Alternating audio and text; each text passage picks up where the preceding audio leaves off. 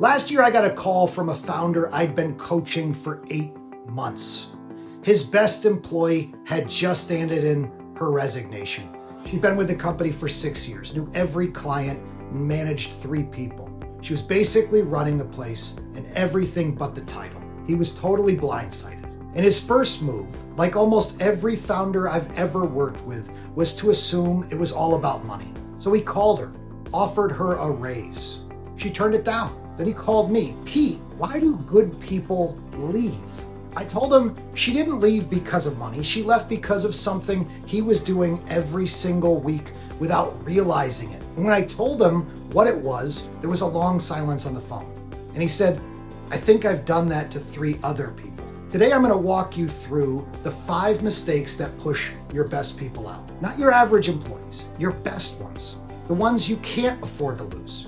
And if you're making even one of these right now, I'll tell you right now, someone on your team is already thinking about it, the cost. Before we get into the mistakes, I want to put a number on this. When you lose a mid or senior level employee, the real cost, recruiting, interviews, lost productivity, onboarding, ramp time, comes out to somewhere between 1.5 and 2 times their annual salary. So you lose a $100,000 employee, you just spent $150,000 to $200,000. Not in some kind of model, but in real time, in real money, in real momentum. Now go back 3 years and count the good people you've lost. That's not a people problem. That's a leadership problem with a dollar amount attached to it. So let's find the source. Mistake number 1. Nobody knows what they actually own. Imagine it's your first week at a new job. You're motivated, you want to prove yourself, but nobody's told you what you own. Nobody's defined what good looks like at day 30, day 60, day 90. When you ask, you get, just feel things out. Get up to speed. You'll figure it out. How long before that motivation turns into anxiety? And how long before that anxiety turns into resentment? Here's what I know from 20 years of operating and coaching. Good employees don't need more motivation. They need clarity. They need to know what they own, how success gets measured, and how they'll know they're winning. Great athletes don't perform better when you take the scoreboard down. They fall apart. Your team is the same. Before someone's first day, write 1 page, 3 questions. What does this person own? What does success look like at 90 days? And how will we both know if it's working? It takes an hour and it changes everything. Mistake number 2, you assume they'll figure it all out. You spend 4 months recruiting the right person, multiple rounds of interviews. You agonize over the decision. And then they show up on day 1 and nobody's ready for them. There's no plan. No real introduction on how things work. No one who explains the unwritten rules of your company. And I've watched talented people fail in their first 90 days. Not because they weren't capable, but because nobody showed them how to succeed inside that specific company. And here's the part that's brutal. They don't always quit right away. They stick around for 6 or 12 months. But something happened in week 1 that planted a seed of doubt that never fully went away. A strong onboarding does 3 things. It creates clarity about the role. It creates confidence that they can actually succeed and creates a connection to the team and the mission. Without all 3, you've hired someone and immediately started the clock on their exit. Mistake number 3, everything still runs through you. This was the founder's mistake, the one I mentioned at the top. Every week, without realizing it, he was reversing his team's decisions. Not because they were wrong, but because he would have done it differently. He'd jump into Slack threads that were already resolved, add his opinion to emails that had already been sent, quietly pull back authority he'd given 2 weeks earlier. He said he wanted leaders on his team, but what he was actually building, one small intervention at a time, was a team that had learned to wait for him. And the woman who had just quit, she told me, I stopped feeling like I was making decisions. I started feeling like I was drafting recommendations for him to adjust. That's the founder bottleneck. One of the most common and destructive patterns I see in companies between $1 and $10 million. Now, here's the brutal truth. Every time you make a decision your team could have made, you're training them not to think.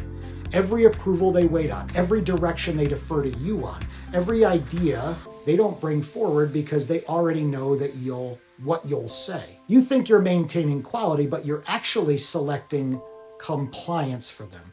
And then founders tell me they can't find leaders. Of course, the leaders are right there. You train them out of leading. Mistake number 4, you're avoiding the hard conversation. When's the last time you gave someone on your team real feedback? And not good job, not keep it up, honest, specific, forward-looking feedback. Most founders skip this, not because they're bad leaders, but because the conversation feels uncomfortable. They don't want to make things awkward, so they wait for the right moment. And that never comes. And then 6 months later, they're blindsided by poor performance, or worse, by a resignation. And the exit interviews reveal feedback that person had needed a year ago. And here's what silence does. Silence doesn't feel like silence to the person receiving it. It feels like invisibility. It feels like nobody's paying attention.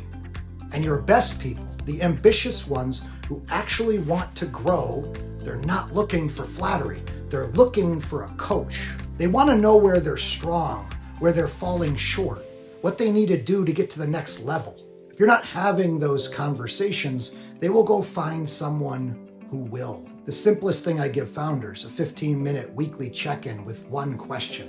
What's been most frustrating this week? Not a review, not a status update, just that question, asked consistently, with real curiosity behind it. That question alone has kept more than a few good people in the building. Mistake number 5, you've given good people nowhere to go.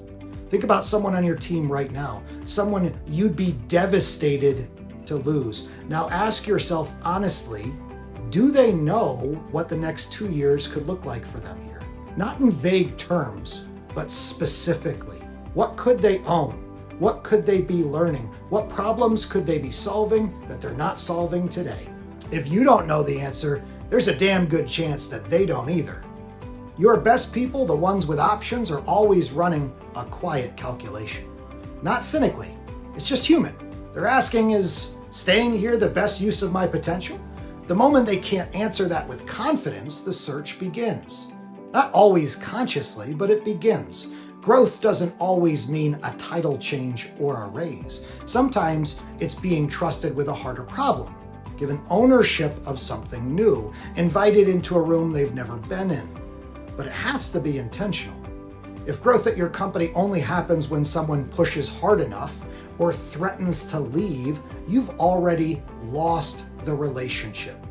You're just waiting for them to confirm it. The founder I mentioned at the start of this video made one change after our call. He stopped reversing his team's decisions, committed to staying out of the details unless he was specifically asked. 3 months later, his ops lead, who had been quietly looking, turned down an offer from a competitor. She stayed, not because of the money, because for the first time she felt like she was actually leading. So here's what I want you to do this week. Pick one of these 5 mistakes, the one that stung the most when you heard it, and go have one conversation with one person on your team that you've been putting off. That's where retention will actually start, not in some policy, not in a perk, but in a conversation. If this hit, share it with that one founder or leader who needs to hear it, and subscribe if you want more of this type of content every single week.